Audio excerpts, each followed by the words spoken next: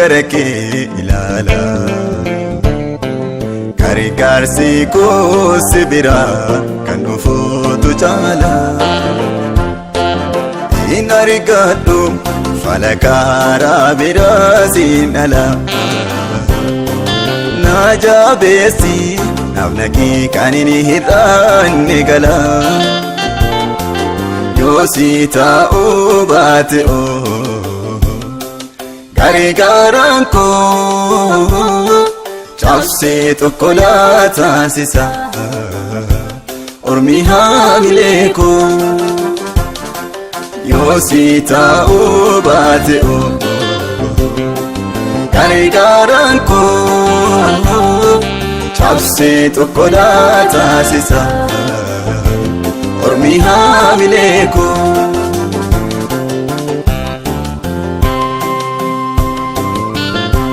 Gaaf jaalalli waaqayyoo hunduma keessaniif haa baay'atu. Ani obboleessa keessan faarfataa Amaanu'el Gaaddisaadha. Har'a magaalaa Amboo Riiferaal Hospitaala keessatti argamna. Innis haadha keenya kan ta'anii aadde Boggaalee Sirneessaa haala isaan keessa jiran amma haala ulfaataa keessadha kan isaan jiranii. Maal akka ta'anii dhibeen isaanii maal akka dhukkubsatanii fi hammam akka isaanirra bubbule isaanirraa dhageenya turtiin keessan nu waliin. Maal akka taatanii fi maal akka dhukkubsatanii fi maalirra akka jirtan daawwattoota keenyatti himaa. Ani dhibeen kun edda naqabee waggaa 6 toon deemee asumatti gargaaramu. Dhibeen kun bara darbe kana keessa natti hammaate qabeenya qabutti fixadhee otuma na gargaaranii amma iskijiinii malee jireenyi kee hin jiraattu naan jennan ja'a qaqqabee amma argaadhuma sanarra taa'ee sababa harkaadhamuuf isaatiif amma kana ture. Egaa daawwattoota keenya egaa akkuma as bukkeetti argitanii oksijiiniidhaan sa'aatii ammaa kana kan isaan jiraachaa jiranii baay'ee haala ulfaataaf rakkisaa keessadha kan isaan jiranii.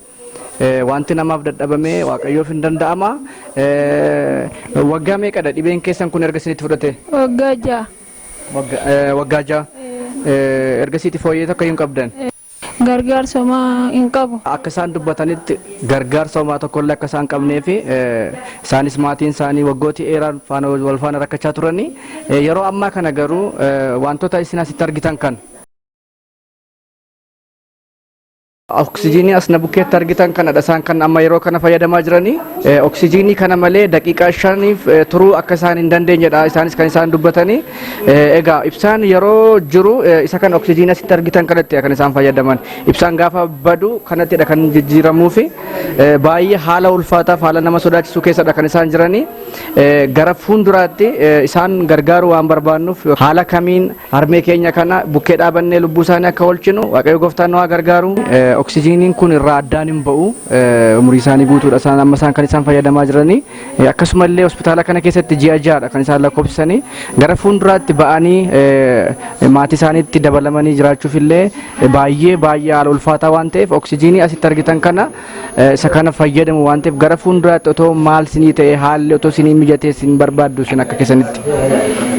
Ani akkanii waan na fayyadu argadhe as keessaa ba'ee mana wayii barbaadadhe itti fayyadamuun barbaada otooni qabeenya qabaadhee waan danda'uuti ta'ee dadhabnan asumarratti hafee maal dadhabnan asuma taa'e. Egaa daawwattoota keenya akkuma isaan isinitti himaa jiranii baay'ee amma haalaa ulfaatu iyyuu malee oksijiinii kanallee manatti bitatanii mana isaanii keessatti fayyadamuu isaan hin danda'u. Ibsaan gaafa badu baay'ee isaan rakkisa waan ta'eef ibsaatiin kan fayyadamanis hin jira. Akkasumallee ibsaa yeroo badus kan isaaniif guuchifamee itti fayyadaman hin jira. Namoonni hundumti keessan viidiyoo kana hordofaa kan jirtan itti yaaddanii haadha kan akkasiin gargaartan kabajaanan sin gaafadha. Waaqayyo baraaf jireenya keessan haa eebbisu. Eebbifama. Egaa daawwattoota keenya akkuma beekamu amma Dr. Farajaan illee asna bukkeetti argamanidha kan isaan jiranii. Dhibee isaanii maalirra akka isaan turanii gara fuulduraatti immoo maal akka isaan barbaachisu nutti himu turtiin keessan nu waliin.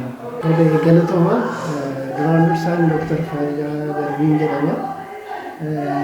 Dhukkubsattuun keenya egaa maqaan ishee Aadde Boggaalee Sirneessaa jedhamti. Kan isheen iddoo keenya yookaan waardii intarnaal medisinitti adimitii taate yookaan akka ciiftu taate gaafa guyyaa 17 ji'a 11ffaa bara 2013dha. Dhibeen ishee dhibee onnee wajjin kan wal qabatu korpulmonaalee wanta jedhamudha jechuudha. Dhibeen korpulmonaalee jedhamu kuni dhibee onnee ta'ee sirna hargansuu wajjin kan wal qabatudha. Kanaaf dhukkubsattuun keenya kun waardii keenyatti erga adimiitii taatee yookaan ergi as galtee yaalii jalqabdee naannoo ji'a 5 fixee jirti. Kanaaf yaaliin adda addaa godhameefii ture. Dhukkubsattuun kun akkuma beekamu dhibee onneetiin dhukkubsattuu beekamtudha. Dhibee onneetiin dhukkubsatteetu jirtu naannoo waggaa 5 yaalamaa turte. Haa ta'u malee sababa garaa garaatiin dhukkuba ishee irraatii osoo yaalii argachaa jirtu qorichoota addaan kuttee jirti.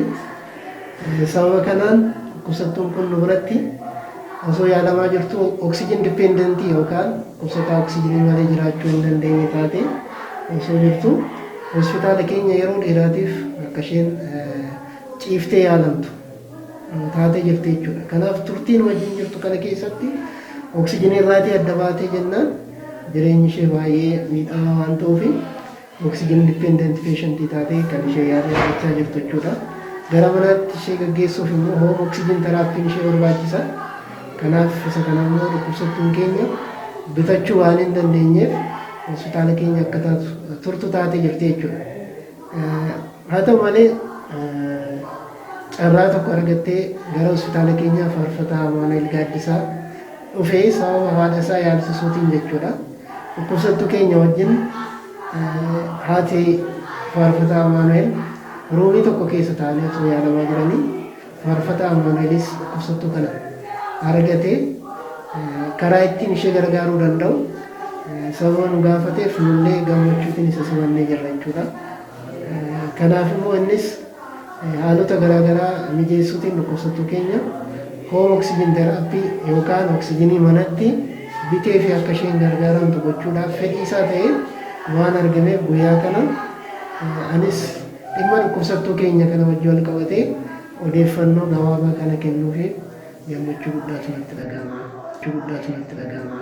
Waaqayyo si haa eebbisu. Ayyeessin iddaasina eebbisu. Egaa daawwattoota keenya akkuma isaan Dr. Farajaan siniin jedhanii kana fakkaata dhibeen isaanii ammuma nuu danda'ame biyyoota garaa garaa keessanii karaa doonii miidiyaa hordofaa kan jirtanii Waaqayyo baraaf jireenya keessan haa eebbisu. Warra wajjiniin warra dadhaban warra kukkufan lafaa kaafna. Egaa haati keenya kun oksijiinii malee jiraachuu akka hin dandeenye umurii isaanii guutuullee baay'ee isaan dubbataniiru. Isa kanaaf akkaataa kamitti akka isaan hamma lafa kanarra jiraatanitti haala mijeessuu fi akka isaan dandeenyu maaltu akka isaan barbaachisu hundumaa isaan nutti himaniiru. Isa kanaaf waliin taane haadha kanaaf haa birmannu jennaa. Waaqayyo guddaa isin haa eebbisu. Eebbifamaa. Falmii keessi koo kaasee itti nuuf jeequ Naaraa gudunfoo malee fuulli koo seequ Jireenya koraatti moo'iyyatti naaf mul'adhu Si keessa ta'ee malee ani hin boqodhu Jireenya koraatti moo'iyyatti naaf mul'adhu Si keessa ta'ee malee ani hin boqodhu Gooftaa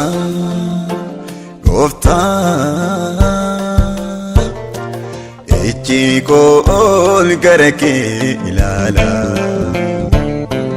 Gargaarsi koo si biraa kan dhufuutu caala Hin argadhu fala karaa biraa siin ala Na jabeessi naafna kee kan hin hir'anne gala Yoo si taa'uu baate Gargaaraan koo cabsee tokko laataasisa Ormi haamilee koo yoo si taa'uu baate Gargaaraan koo cabsee tokko laataasisa Ormi haamilee koo